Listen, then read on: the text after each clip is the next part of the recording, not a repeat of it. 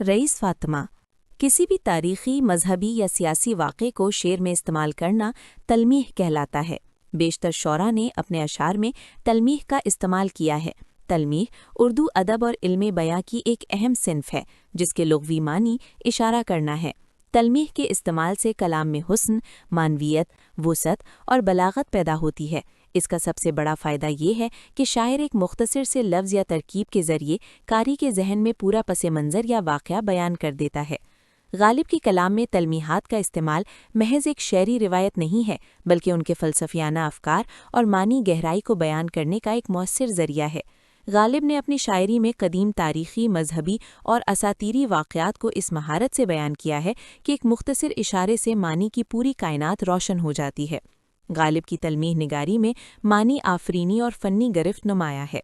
مرزا کا کلام تو ایک بحر زخار ہے، جس میں در نایاب نکالنا اور سمجھنا آسان نہیں۔ محاوروں، تشبیہوں، ترکیبوں، رمزوں، کنایہ اور تلمیحات کا استعمال جس طرح غالب نے کیا ہے، دوسروں کے ہاں ناپید ہے۔ غالب کے بعد تلمیحات کا استعمال اقبال نے کیا ہے اور بہت خوب کیا ہے۔ نقش فریادی ہے کس کی شوخی تحریر کا، کاغذی ہے پیرہن ہر پیکرے تصویر کا۔ ایران میں دستور تھا کہ بادشاہ یا حاکم وقت کے سامنے فریادی کاغذی لباس پہن کر آتے تھے، جن کو دیکھتے ہی بادشاہ سمجھ جاتے تھے کہ یہ مظلوم ہے۔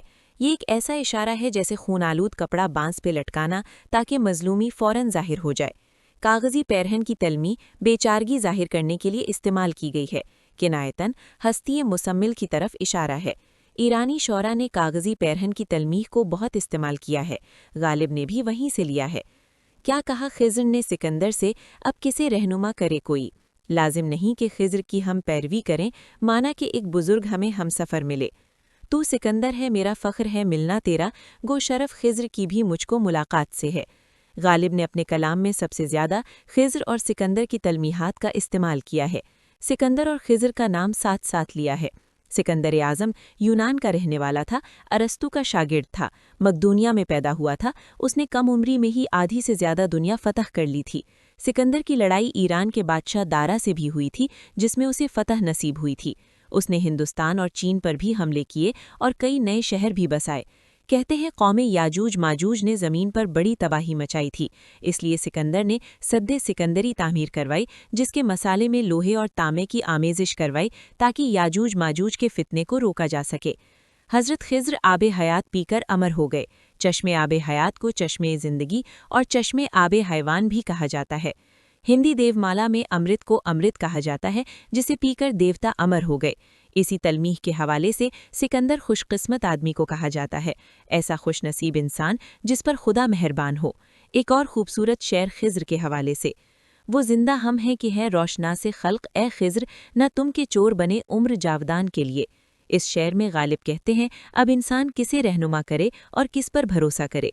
سب رقیبوں سے ہوں ناخوش، ہر زنانے مصر سے ہے زلیخا خوش کے محو ماہ کنان ہو گئیں۔ اس شعر میں حضرت یوسف اور زلیخا کی تلمیح استعمال کی گئی ہے۔ ماہ کنان حضرت یوسف کا لقب تھا۔ مرزا غالب نے اس حوالے سے کئی شعر کہے ہیں۔ عزیز مصر کی بیوی زلیخا اور حضرت یوسف کا قصہ قرآن پاک کی سورہ یوسف میں موجود ہے۔ حضرت یوسف لاسانی حسن کے مالک تھے۔ جب وہ مصر پہنچے تو زلیخا ان پر عاشق ہو گئی، لیکن حضرت یوسف نے کبھی اس کی ہمت افزائی نہیں کی۔ زلیخا کی اس معاملے میں بڑی ذلت اور رسوائی ہوئی۔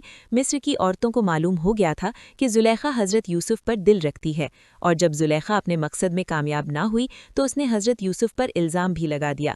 شاہی خاندان اور امیران شہر کی عورتوں میں زلیخا غلام کے عشق میں بہت بدنام ہو چکی تھی، چنانچہ اس نے ایک دن امدائے شہر کی بیگمات اور دیگر معزز خواتین کو اپنے محل میں جمع کیا اور تمام خواتین کے ہاتھ میں ایک ایک لیمو اور ایک چھری دے دی، اور ان سب سے کہا کہ جیسے ہی میں ایک شخص کو اندر بلاؤں آپ لوگ اس لیمو کے 2 ٹکڑے کر دینا۔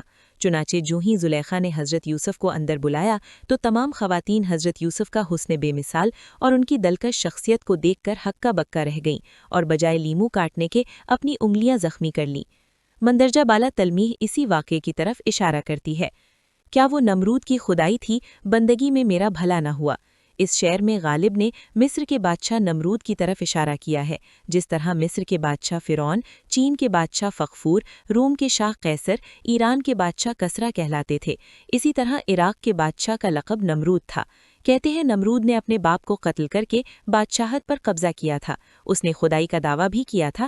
حضرت ابراہیم کے توحید کے پیغام کے بعد نمرود ان کا دشمن بن گیا اور انہیں جلتی ہوئی آگ میں ڈلوا دیا، لیکن حکم خداوندی سے آگ گلستان بن گئی اور حضرت ابراہیم آگ سے محفوظ رہے۔ بعد میں ایک مچھر کے ناک میں گھس جانے کی وجہ سے نمرود کی موت واقع ہو گئی۔ فرعون کو نجومیوں نے بتایا تھا کہ ایک بچہ ایسا پیدا ہوگا جو اس کی سلطنت کو نیست و نابود کر دے گا اور توحید کا پیغام بھی پھیلائے گا، بت پرستی کو ختم کر دے گا۔ چنانچہ اس پیشگوئی پر فرعون نے ہزاروں نوزائیدہ بچے قتل کروا دیے، لیکن حکم خداوندی سے حضرت موسیٰ علیہ السلام محفوظ رہے۔ امید ہے کہ ہماری کاوش آپ کو پسند آئی ہوگی۔ برائے مہربانی اس چینل کو سبسکرائب کریں، ویڈیو لائک کریں۔ اللہ تعالیٰ آپ سب کا حامی و ناصر ہو۔